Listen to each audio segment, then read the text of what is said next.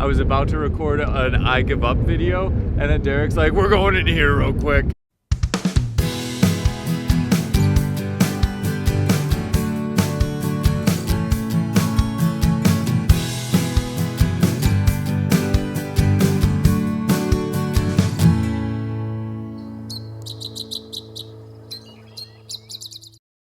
Some of the most memorable birding experiences are the ones involving a particular bird that is challenging to find.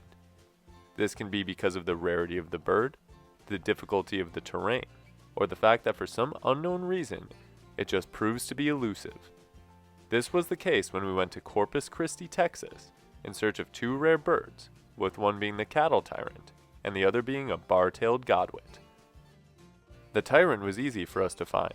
The Godwit, however, would prove to be a different story. Got the Cattle Tyrant, so now we're heading for a place where there has been a Bar-tailed Godwit, and Derek thinks that the views of this bird are going to be really difficult and it's going to be hard to find because I think it's out in like a mud flat somewhere. So we'll see what we can do about this species. It would be really cool to add to the list, so hopefully it's still around and hopefully we can pick it out.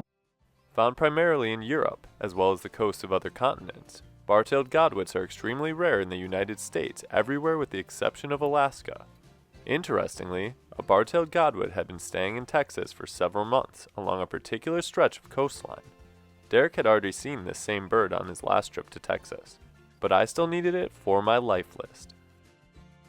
Starting out at a lookout point, we began scanning the beach for any signs of Godwits.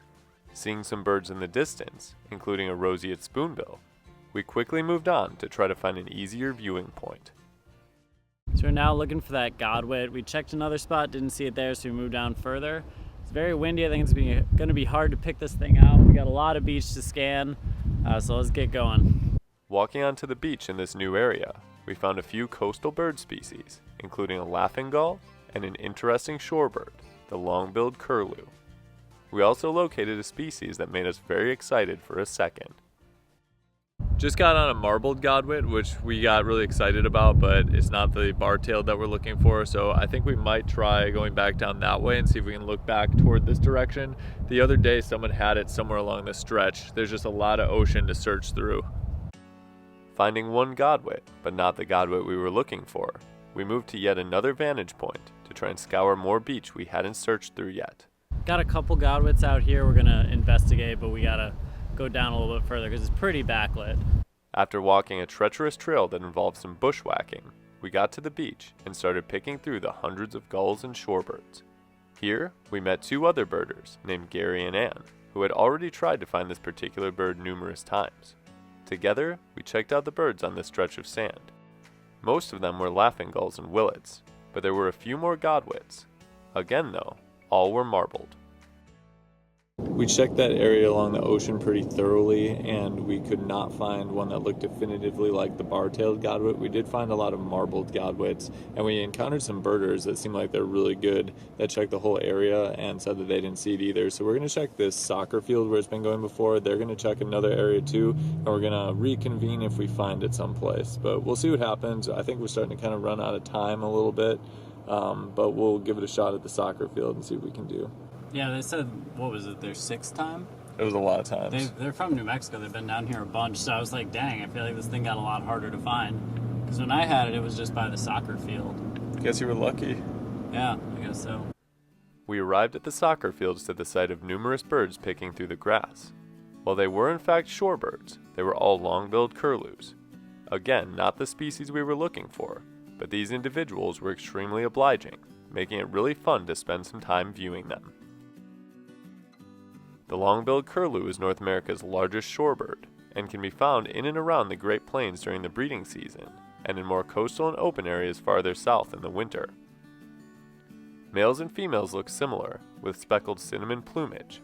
However, females have a longer bill and more of a distinct curve at the end. Long-billed curlews feed mostly on insects, invertebrates, and arachnids.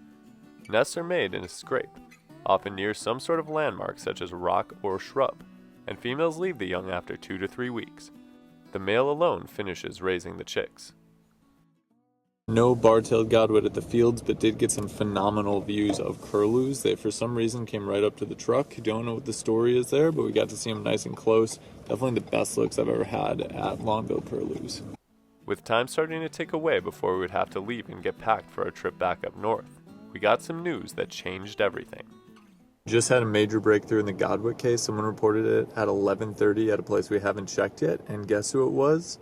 Ty Allen, or somebody in Ty Allen's group that's with him, but he's on the checklist, so this could be huge for us to go get this bird. I think Ty's a good birder. I trust Ty. Hopefully we'll be able to get it. We're stopping for gas. Card scanner's broken here. Kind of some southern stuff going on. We had run into Ty a few days earlier, where he had refound a different rarity and helped us see it. Getting this info that the bird was still around made us feel like we were minutes away from getting my lifer bar-tailed Godwit. However, that's not what happened. We went to the spot where Ty had the Godwits and they were nowhere to be seen, so we think maybe an osprey flushed them. And we're checking some of the spots we checked before because they must have shuffled around and are somewhere else, but we don't know where. And we're starting to get to the point where we're going to have to head out probably in the not too distant future to make sure we get back at a decent time, so we don't have a whole lot of time left. We spent more time driving loops around the areas we could see beach and open sand flats. We ran into some other birders searching for the Godwit, including Gary and Ann, who we had already encountered.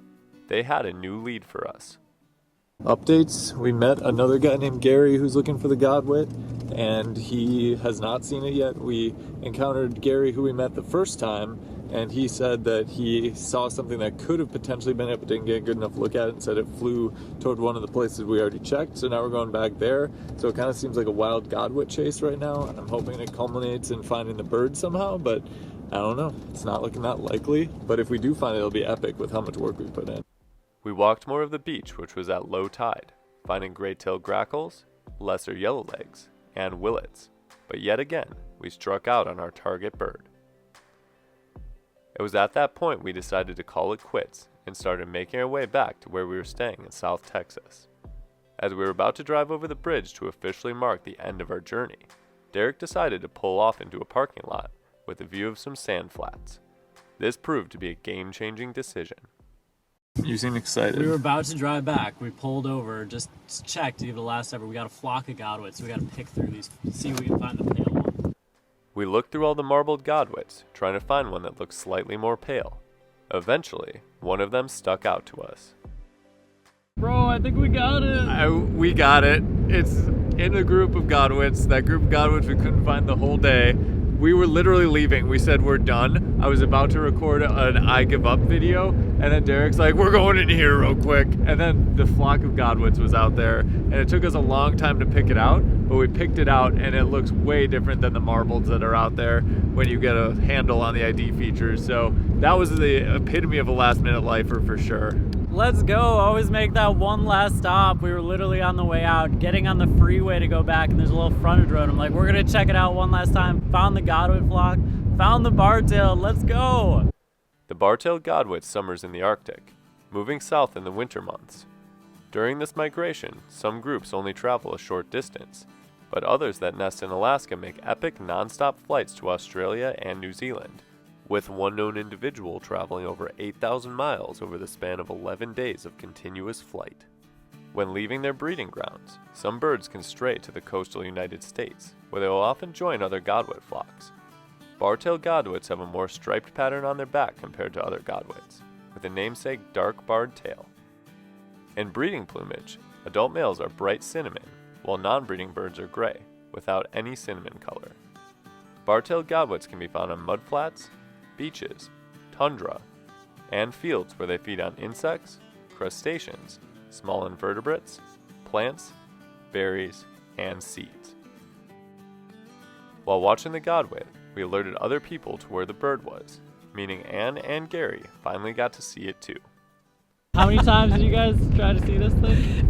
This is number 7. 7, yeah, total of 6 days right before Christmas holiday in December, and gave us the slip, and we missed it by like half an hour a couple of times. And thanks to you, Derek and Ryan, you alerted us to the flock of Godwits, got on it. Thank you so much. We're really excited. Yeah, very cool bird. Yes. Very cool. And he Happy got to great help. pictures. We are very happy for you. Yeah. And we are happy for us. We thought for Yeah. sure you guys would show up and would be like, it just took off. but- I know, right? Please don't fly away. Please don't fly away. So you put a tether on it, right? Right? Yeah. Jack did. Okay. There you go. Anyway, thank you so much.